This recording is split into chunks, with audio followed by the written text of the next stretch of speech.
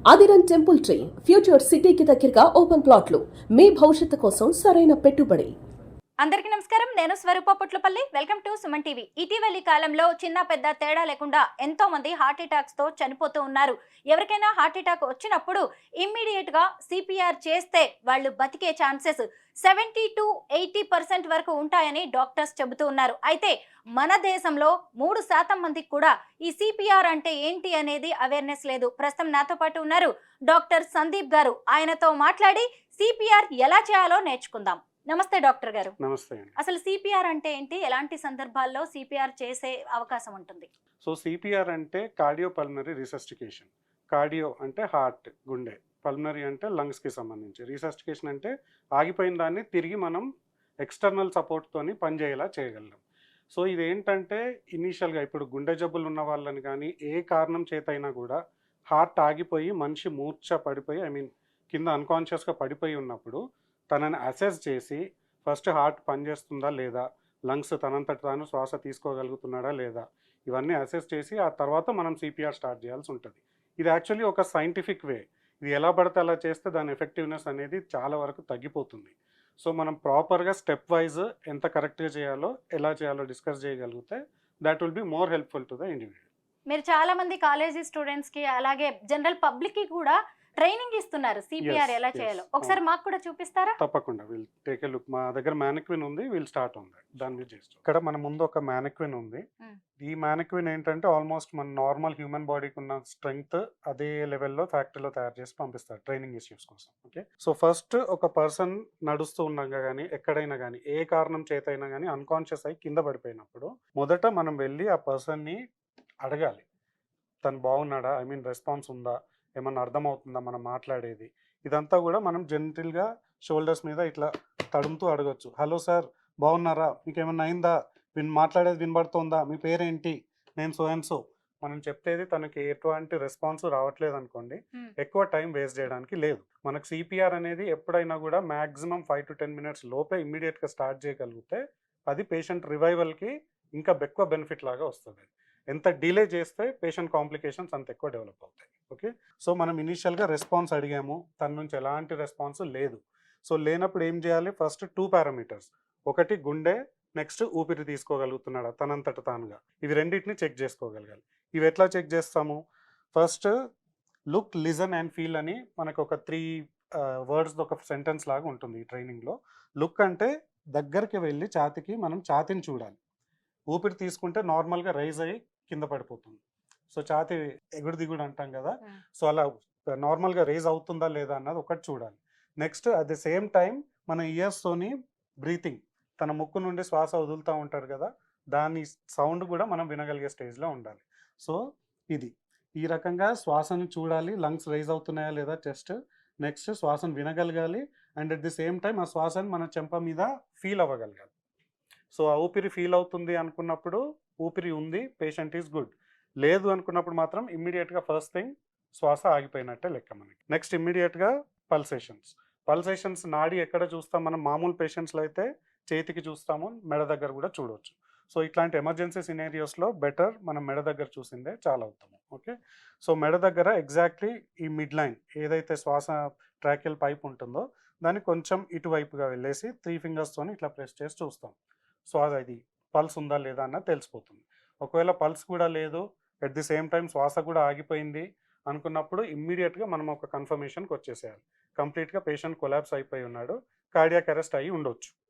ఏ కారణం చేతన్నా కానివ్వండి, first heart, lungs ఇవి రెండు మెయింటైన్ అవ్వగలిగితే పేషెంట్ గుడ్.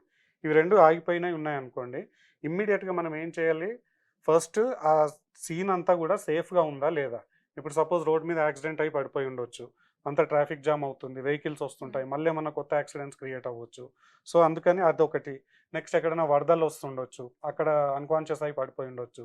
అట్లాంటి అన్సేఫ్ సిచ్యువేషన్స్ నుంచి ఫస్ట్ పేషెంట్ని బయటకి తీసుకొచ్చి ఏదైనా ఫ్లాట్ సర్ఫేస్ మీద పేషెంట్ని పడుకోబెట్టాలి. ఎప్పుడు కానీ మెత్త సర్ఫేసెస్ లేదంటే పరుపులు ఇట్లాంటి వాటి మీద పెట్టి చేయవద్దు. నేల మీద పెట్టింది బెటర్. ఎందుకు అంటే మనం సిపిఆర్ స్టార్ట్ చేసేటప్పుడు ఆ ప్రెషర్ అంతా డైరెక్ట్ బాడీలోకే వెళ్ళాలి. మనం ఎప్పుడైతే పరుపు కానీ మెత్తది కానీ పెడితే బాడీ కూడా మొత్తం దాంట్ లోపలికి వంగిపోయి మనం పెట్టే ప్రెషర్ అంతా డైల్యూట్ అయిపోతుంది. ఓకే, సో ఏదైనా ఫ్లాట్ సర్ఫేస్ మీద తీసుకొచ్చి పడుకోబెట్టి ఇమీడియట్గా అసెస్మెంట్ అయిపోయింది. నెక్స్ట్ మనం చెస్ట్ కంప్రెషన్ స్టార్ట్ చేయాలి. డాక్టర్ గారు పేషెంట్ కి ఏ వైపున నిలబడాలి? మనం పేషెంట్కి ఎప్పుడు కానీ ఏదన్నా ఒక వైపు, ఇప్పుడు నేను రైట్ హ్యాండెడ్ పర్సన్ కాబట్టి ఐ ప్రిఫర్ దిస్ సైడ్, నేను పేషెంట్కి ఇటువైపు వచ్చి నిల్చుంటాను. కొందరు లెఫ్ట్ హ్యాండెడ్ పర్సన్స్ వాళ్ళు అటువైపు కూడా నిల్చోవచ్చు, ఏం ప్రాబ్లం లేదు. అంతేగాని హెడ్ వైపు కానీ కాళ్ళ వైపు కానీ అటువైపు మాత్రం డెఫినెట్గా నిల్చోకూడదు. ఓకే, సో ఇటువైపు నిల్చున్నాను, తన నుంచి ఎలాంటి రెస్పాన్స్ లేదు. ఫస్ట్ పల్సేషన్ కూడా చూశాను, హార్ట్ బీట్ కూడా ఆగిపోయి ఉంది. సో ఇమ్మీడియట్గా నేను ఫస్ట్ చేయాల్సిన పని ఎక్స్టర్నల్గా అంటే బయట నుంచి మనం గుండెని కంప్రెస్ చేయగలగాలి. నార్మల్గా హార్ట్ బాడీ లోపల ఉన్నప్పుడు దాంతట అదే కొట్టుకుంటూ బ్లడ్ని రక్త సరఫరా చేస్తూ ఉంటుంది. సో ఇప్పుడు అది చేయలేని పరిస్థితిలో ఉంది. సో మనం ఏం చేస్తాము, బయట నుంచి పెట్టి అదే ప్రెషర్ లోపలికి పెట్టేస్తే హార్ట్ అంతా కంప్రెస్ అవుతుంది. ఆ కంప్రెస్ అయినప్పుడు దాంట్లో లోపల ఉన్న రక్తం అంతా కూడా బ్లడ్ వెజల్స్ ద్వారా బాడీ సర్క్యులేషన్కి మళ్ళీ పాస్ అయిపోతుంది. మనం మెయిన్ గోల్ ఏంటి ఉండాలంటే బ్రెయిన్ డెత్ అవ్వదు. బ్రెయిన్ 5 నిమిషాల కంటే ఎక్కువ ఆక్సిజన్ లేకుండా ఉండలేదు. సో అందుకనే ఆ ఫస్ట్ 5 మినిట్స్ గోల్డెన్ పీరియడ్ మనకి. ఆ లోపే కనుక మనం ఇది స్టార్ట్ చేయగలిగితే బ్రెయిన్కి బ్లడ్ సప్లై మెయింటైన్ చేసుకోగలిగితే బాడీ కొంచెం సేఫ్. తర్వాత మనకి ఎక్స్టర్నల్ హెల్ప్ వచ్చే వరకు we can continue doing that. ఎంతసేపు చేయాలి చూపిస్తాను. ఇప్పుడు ఫస్ట్ ఇది మొత్తం ఛాతీ, ఇది లెఫ్ట్ సైడ్, ఇది రైట్ సైడ్. మన హార్ట్ పొజిషన్ ఎక్కడ ఉంటుంది అంటే ఎగ్జాక్ట్లీ ఈ రెండిటి మధ్యలో ఉంటుంది.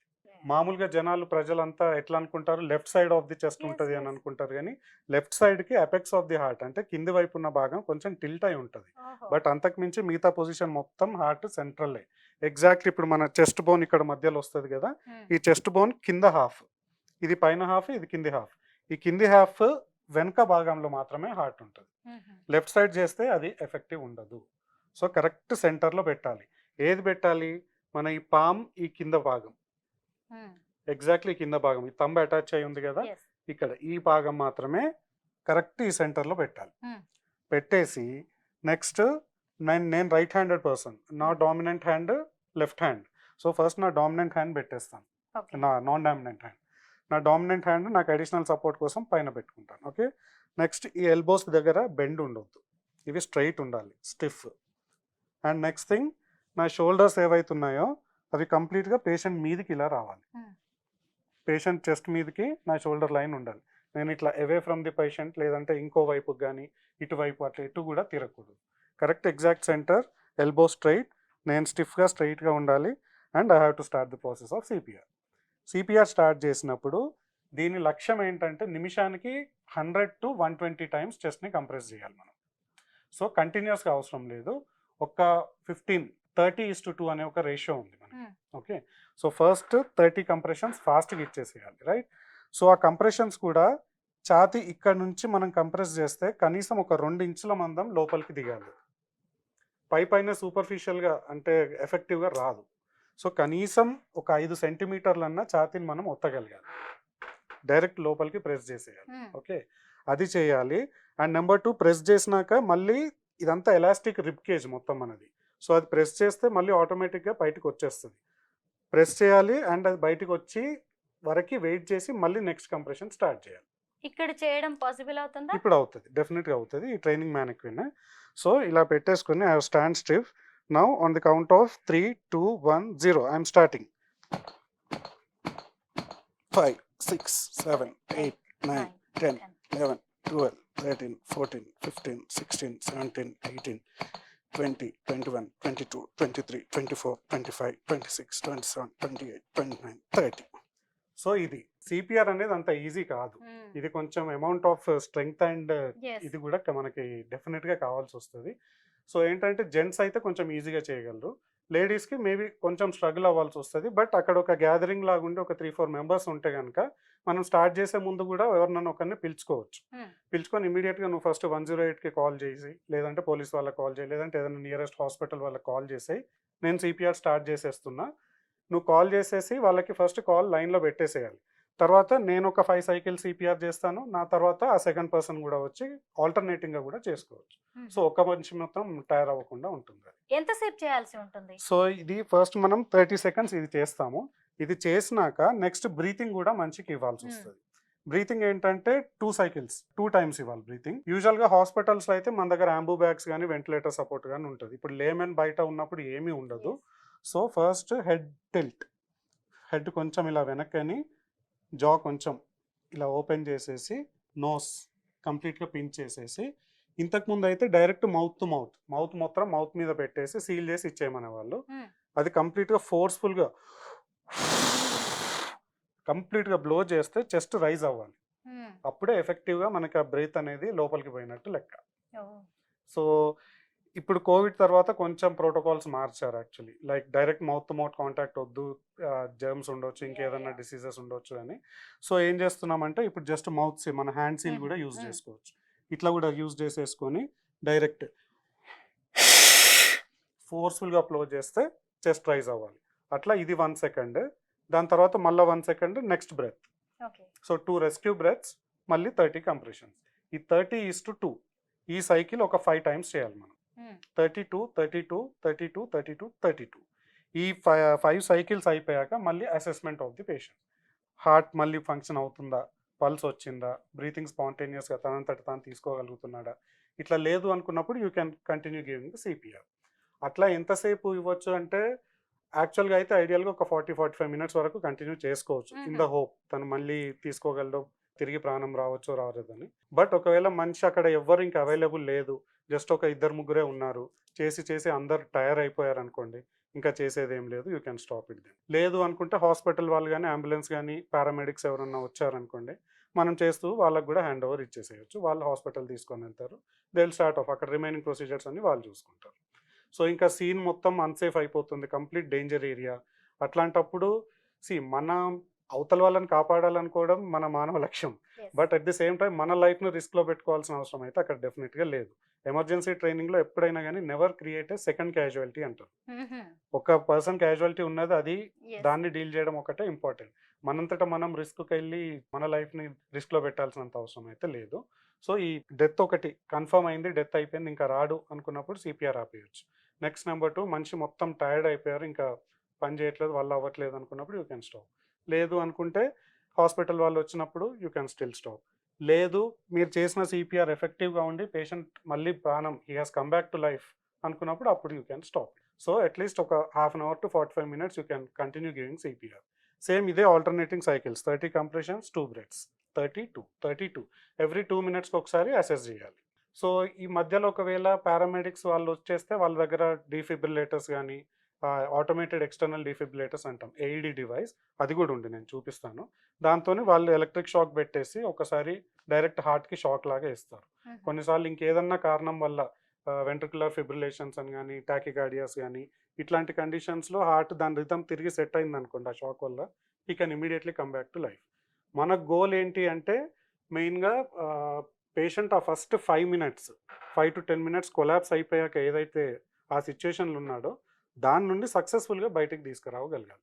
ఇక అంతకంటే 15-20 మినిట్స్ డిలే అయింది అనుకోండి మనం సిపిఆర్ స్టార్ట్ చేసడంలో, సో డెఫినెట్లీ పేషెంట్ ఎక్కువ risk, he might actually die. Doctor గారు, ఈ హార్ట్ అటాక్స్ అనేవి జెంట్స్ లోనే ఎందుకు ఎక్కువగా కనిపిస్తున్నాయి, లేడీస్ లో చాలా తక్కువ కదా? యాక్చువల్గా మేల్స్ అండ్ ఫీమేల్స్ ఇద్దరిలో కూడా వస్తాయి, but female hormones are more protective. ఈ హార్ట్ అటాక్స్ కానీ హార్ట్ డిసీజెస్ ఇన్సిడెన్సెస్ కానీ ఫీమేల్ ఈస్ట్రోజన్స్ అండ్ ప్రొజెస్ట్రాన్స్ వల్ల కొంచెం వాళ్ళలో they are actually protective. So heart muscle మీద ఎక్కువ స్ట్రెయిన్ కాకుండా ఉంటాయి వాళ్ళకి. అది ఇప్పుడు ఈ డివైస్ పేరు ఏఈడి. ఏఈడి అంటే automatic external defibrillator. So defibrillator అనే మెషిన్ ఏంటంటే అది కరెంట్ షాక్ ప్రొడ్యూస్ చేస్తుంది. యూజువల్గా హాస్పిటల్స్లో పెద్ద డివైజెస్ యాక్చువల్ డీఫిబ్రిలేటర్స్ అవైలబుల్ ఉంటాయి, వాటికి 2 లీడ్స్ ఉంటాయి, అవి తెచ్చేసి మనం చెస్ట్ మీద పెట్టేసి షాక్ ఇవ్వగానే ఆగిపోయిన హార్ట్ తిరిగి స్టార్ట్ అయ్యే అవకాశాలు ఎక్కువ ఉంటాయి. సో ఇదేంటంటే పోర్టబుల్ డీఫిబ్రిలేటర్స్, చిన్న ఎక్విప్మెంట్, చిన్న సైజ్ ఉంటుంది. యూజువల్గా ఇవి ఎయిర్పోర్ట్స్, పెద్ద రైల్వే స్టేషన్స్, బస్ స్టాండ్స్, ఏదైనా పబ్లిక్ ప్లేసెస్లో పెట్టి ఉండొచ్చు. ఇది చిన్న నార్మల్ అపార్ట్మెంట్ కాంప్లెక్సెస్ కానీ ఎవరైనా ఎమర్జెన్సీ కోసం అని కూడా వాళ్ళు హార్డ్లీ లైక్ 1.5 lakh లోపే వచ్చేస్తుంది. ఎమర్జెన్సీ కోసం అని చెప్పేసి వాళ్ళ అపార్ట్మెంట్ కాంప్లెక్సెస్లో కూడా ఇన్స్టాల్ చేసుకోవచ్చు. దీంట్లో ఏంటంటే ఆన్ బటన్ ఉంటుంది, ఇది ఆటోమేటిక్, ఏం చేయాలన్నది ఇదే మనకి ఇన్స్ట్రక్షన్స్ ఇచ్చేస్తుంది. మనకు పెద్ద నాలెడ్జ్ ఉండి ఇంకేదో కార్డియాక్ సైన్సెస్ వాటి మీద అవగాహన ఉండాల్సిన అవసరం ఏమీ లేదు, చాలా సింపుల్ మెషిన్. దీన్ని ఎట్లా వాడాలో చూపిస్తాను. డైరెక్ట్ ఓపెన్ చేసేసి ఫస్ట్ ఆన్ బటన్ ఉంటుంది, ఇది లాంగ్ ప్రెస్ చేసేస్తే ఈ బీప్ సౌండ్ వచ్చేసి ఆన్ అయిపోతుంది. Next open pads package and apply pads to patient's bare chest. So open pads అని చెప్తుంది. ఇవి 2 ప్యాడ్స్ ఇస్తారు దీంతో పాటు. ఇది పీల్ ఆఫ్ చేసేసి మనం చెస్ట్కి ఎక్కడ Apply పెట్టాలో pads కూడా to ఇది patient's చూపిస్తుంది. bare chest. ఇక్కడ చూపించినట్టు లెఫ్ట్ సైడ్ ఒకటి, రైట్ సైడ్ ఒకటి, రైట్. సో ఈ ఏరియాస్లో ఈ chest Plug pad in pads connector next మనం to flashing పెట్టేసేయాలి. light. నెక్స్ట్ ఈ ప్లగ్ ఇన్ కనెక్టర్ ఉంటుంది. ఇది డైరెక్ట్ దీనికి ఇక్కడ ఫిక్స్ చేసేసి Analyzing heart rhythm. ఇదే హార్ట్ రిథమ్ని అనలైజ్ చేసేస్తుంది డైరెక్ట్గా. Do సో not అది touch హార్ట్ the అటాక్ వల్ల patient. వచ్చిందా ఇంకా దేని వల్ల వచ్చిందా చూసుకుంటుంది. షాక్ ఇవ్వచ్చా ఇవ్వరాదా, this will only guide us. Shock అంటే ఈ device. 2 స్టిక్కర్సే దీనికి కనెక్షన్. కనెక్షన్ అంతే. సో ఇదే మొత్తం అనలైజ్ చేసేసుకొని మనకి ఇన్స్ట్రక్షన్ ఇచ్చేస్తుంది. Charging. ఇది ఛార్జ్ చేసుకుంటుంది. ఇది షాక్ ఇవ్వాల్సిన Stay కేసు అని clear చెప్తుంది. of patient. షాక్ ఇచ్చేటప్పుడు ఎవ్వరూ దగ్గర ఉండొద్దు, అందరూ దూరం Deliver వెళ్ళిపోవాలి. shock now. ఇప్పుడు- Press the orange button. So ఇక్కడ లైట్ వెలుగుతుంది కదా, Shock delivered. ఇది ఇవ్వగానే రియల్ లైఫ్ సినేరియోలో అయితే షాక్ డెలివరీ అయి పేషెంట్ ఒక్కసారి Begin జర్క్ వస్తుంది. CPR. సో ఇది ఇచ్చాక కూడా మనం సిపిఆర్ కంటిన్యూ చేసుకోవచ్చు. ఎంతసేపు ఇవ్వాల్సి ఉంటుంది ఇది? ఇది ఎవ్రీ 2 to 3 మినిట్స్కి ఒకసారి ఇవ్వచ్చు. మనం సిపిఆర్ స్టార్ట్ చేస్తాము, ఇది మళ్ళీ ఛార్జ్ చేసుకొని యాక్టివేట్ అయ్యేసరికి ఒక 30 to 40 సెకండ్స్ పడుతుంది. ఇప్పుడు చాలా చోట్ల బస్ స్టాండ్స్ కావచ్చు, రైల్వే స్టేషన్స్, అపార్ట్మెంట్స్ లో ఉంటున్నాయి కానీ ఎయిర్పోర్ట్స్ ఎవరికి లాంటి ఎట్లా చోట వాడాలో యాక్చువల్గా ఐడియా తెలియదు. లేదు. Yes. ఏం నాలెడ్జ్ ఉండాల్సిన పని లేదు. ఓపెన్ చేసి బటన్ ఆన్ చేస్తే ఏం చేయాలో ఇదే చెప్తుంది. సో డైరెక్ట్ దీన్ని బట్టి మనం వెళ్ళిపోవచ్చు. అండ్ ఇంకొక విషయం, సిపిఆర్ ఎప్పుడైనా కానీ నార్మల్ కాన్షియస్గా ఉన్న పర్సన్స్ లేదు అంటే హార్ట్ బీట్ ఉన్న పర్సన్స్కి చేయకూడదు, అవసరం లేదు. ఎప్పుడైతే మనకు నాడి లేదు, హార్ట్ పూర్తిగా ఆగిపోయింది అనుకున్న వాళ్ళకి మాత్రమే సిపిఆర్ స్టార్ట్ చేసుకోవాలి. సూపర్, నిజమే. కొంతమంది తొందర పడిపోయి తొందర CPR స్టార్ట్ మనం ఆల్రెడీ చేస్తూ యూట్యూబ్ ఉంటారు. వీడియోస్ కానీ అక్కడక్కడ Yeah, చాలా చూస్తున్నాం. పేషెంట్ అన్కాన్షియస్ అయ్యి ఇట్లా కింద పడిపోవడం, పాపం 10 మంది వచ్చేసి సిపిఆర్ స్టార్ట్ నిజమే. చేస్తారు. అది కాజెస్ మోర్ హార్మ్ యాక్చువల్లీ. ఎందుకంటే హార్ట్ ఆల్రెడీ దాని రిథంలో అది కొట్టుకుంటుంది, బట్ పేషెంట్ మాత్రమే అన్కాన్షియస్ ఉన్నాడు. మనం కొంచెం వేరే సపోర్టివ్ ట్రీట్మెంట్ వల్ల పేషెంట్ రివైవ్ అయ్యే అవకాశాలు ఎక్కువ ఉంటాయి. చూసారు కదా, బతికిద్దాం అనుకుంటూ కొంతమంది ప్రాణాలు తీసే అవకాశం కూడా ఉంటుంది ఇలా సో తొందర ఆ పడితే. ఫస్ట్ 10 సెకండ్స్లో మనం అనలైజ్ చేసేయాలి, హార్ట్ ఉందా, బ్రీతింగ్ ఉందా, ఇవి లేదు అనుకున్నప్పుడే స్టార్ట్ చేయాలి. అండ్ సిపిఆర్ చేస్తున్నంతసేపు మధ్యలో ఇంటరప్షన్స్ ఉండకూడదు. It is a continuous cycle. Like 2 minutes analyse చేయాలి, 5 cycles చేస్తూ ఉండాలి, కంటిన్యూస్గా అలా చేసుకుంటూ వెళ్ళిపోవాలి. చూసారు కదా డాక్టర్ సందీప్ ఎంత చక్కగా చెప్పారు. సిపిఆర్ అనేది ఒక సంజీవని లాంటిది. ఆగిపోయిన గుండెని సిపిఆర్తో మళ్ళీ తిరిగి పని చేసేలా చేయొచ్చు. చనిపోయాడు అనుకున్న వ్యక్తికి కూడా కొత్త జీవితాన్ని ఇవ్వచ్చు. Thank you so much doctor గారు. Thank you.